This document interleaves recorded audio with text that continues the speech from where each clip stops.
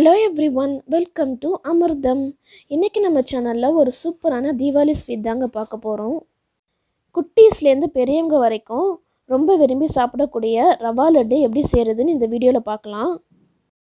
ரவா லட்டு பாத்தீங்கன்னா நிறைய பேர் நிறைய மெத்தட்ல செய்வாங்க. நான் என்னோட மெத்தட்ல பெர்ஃபெக்ட்டான ரவா லட்டு எப்படி செய்யறதுன்னு உங்களுக்கு நான் சொல்றேன். வீடியோக்குள்ள போறதுக்கு முன்னாடி நம்ம அமிர்தம் ஃபேமிலில ஜாயின் பண்ணாதவங்க subscribe பட்டன் பிரஸ் பண்ணி ஜாயின் பண்ணிக்கோங்க. இப்போ ஒரு இரும்பு கடாயில 1 கிலோ அளவுக்கு ரவா சேர்த்துக்கிறேன். ரவையை கைவிடாம கிண்டிக்கிட்டே இருங்க, இல்லைன்னா அடி பிடிச்சிரும். ஒரு 10-15 நிமிஷம் கிண்டி விட்டுட்டே இருந்தீங்கன்னா உங்களுக்கு ரவை நல்லா வறுபட்டுரும். பாருங்க, நல்லா பெர்ஃபெக்டான ரவா கிடைச்சிருச்சு. ரவா வந்து நல்லா நீங்கள் வறுக்கலைன்னா ஒரு மாதிரி ஸ்மெல் வரும். அதனால நல்லா ரவாவை வறுத்துருங்க. இப்போது அதே வானலில் ஒரு 5-6 ஏலக்காய் வறுத்துடுறேன்.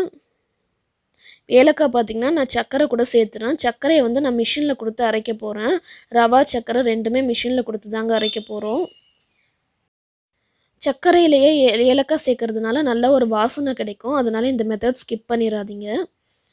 இப்போது ரவா நல்லா மிஷினில் கொடுத்து அரைச்சிட்டேன். பாருங்கள், நல்லா ஃபைன் பவுடராக வந்திருக்கு. இதை இப்போ நம்ம மிக்சிங் பவுலுக்கு மாற்றிடலாம். இப்போது இந்த கப்பில் ஒரு 4 கப் அளவுக்கு ரவா சேர்த்துக்கிறேன். கரெக்டாக மெஷர் பண்ணிக்கோங்க. ரவா சேர்த்தாச்சு. இப்போது பொடிச்சு வச்சுருக்கிற சுகர் சேர்த்துக்கலாம். இந்த பவுடர் சுகரும் கலந்ததுக்கப்புறமா நல்லா வந்து கலந்து விட்டுருங்க. கலந்ததுக்கப்புறமா டேஸ்ட் பண்ணி பார்த்துட்டு நான் இன்னும் 1 கப்பு சுகர் சேர்த்துக்கிறேன்.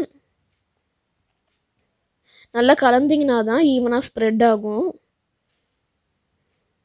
இப்போது இது கூட இடித்து வச்சுருக்கிற ஏலக்காய் சேர்த்துக்கலாம்.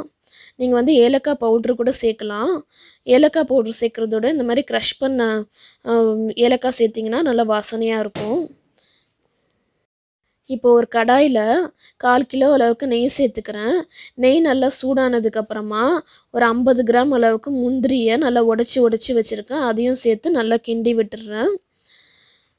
முந்திரி நல்லா கலர் மாறணுங்க, அது வரைக்கும் நல்லா கிண்டி விட்டுருங்க. இப்போது நல்லா முந்திரி கலர் மாறிடுச்சு. இப்போது நம்ம ரவா சர்க்கரை கூட சேர்த்துடலாம். இப்போது நம்ம நெய்யும் சேர்த்துடலாம். நெய் சேர்த்துட்டு நல்லா கிண்டி விட்டுருங்க கரண்டி வச்சு. நீங்கள் இந்த ரவா லட்டுக்கு திராட்சையும் சேர்க்கலாங்க, காஞ்ச திராட்சையும் சேர்க்கலாம், அதுவும் நல்லாயிருக்கும். இப்போ மீதி இருக்கிற முந்திரியும் சேர்த்துடலாம். சேர்த்து நல்லா கலந்து விட்டுருங்க, எல்லா பகுதியிலையும் ஸ்ப்ரெட் ஆகுற மாதிரி. நெய் முந்திரி நல்லா ஸ்ப்ரெட் ஆகிடுச்சு. இப்போ நம்ம லட்டு பிடிக்கலாம். நல்லா அழுத்தி பிடிச்சிங்கன்னா நமக்கு லட்டு நல்லா ஸ்ட்ராங்காக இருக்கும், உடையாது சீக்கிரம். நீங்கள் நிறைய லட்டு பிடிக்கிறதா இருந்தால் 2-3 பேர் சேர்ந்து உட்காந்து லட்டு பிடிங்க. அப்போ தான் நெய் சூடாகிறதுக்குள்ளார சீக்கிரம் லட்டு பிடிக்கலாம். பாருங்கள், பர்ஃபெக்டான லட்டு ரெடி ஆகிடுச்சு. இதே மாதிரி ஒன்றா பிடிச்சி எடுத்துட வேண்டியது தான். ரொம்பவே சிம்பிளான தீபாவளி ஸ்வீட்டுங்க இது. கண்டிப்பாக நீங்கள் உங்கள் வீட்டில் இதை ட்ரை பண்ணி பாருங்கள். எல்லாருமே ரொம்ப விரும்பி சாப்பிடுவாங்க. ஓகே ஃப்ரெண்ட்ஸ், அடுத்த ஒரு நல்ல ரெசிபி வீடியோவில் நான் உங்களை மீட் பண்ணுறேன். இந்த வீடியோ உங்களுக்கு பிடிச்சதுன்னா லைக் பண்ணுங்கள், ஷேர் பண்ணுங்கள். நம்ம வீடியோ பார்த்த மக்கள்ஸ் எல்லாம் மறக்காமல் நம்ம சேனல் சப்ஸ்கிரைப் பண்ணிடுங்க. உங்கள் அனைவருக்கும் அமிர்தத்தின் இனிய தீபாவளி நல்வாழ்த்துக்கள்.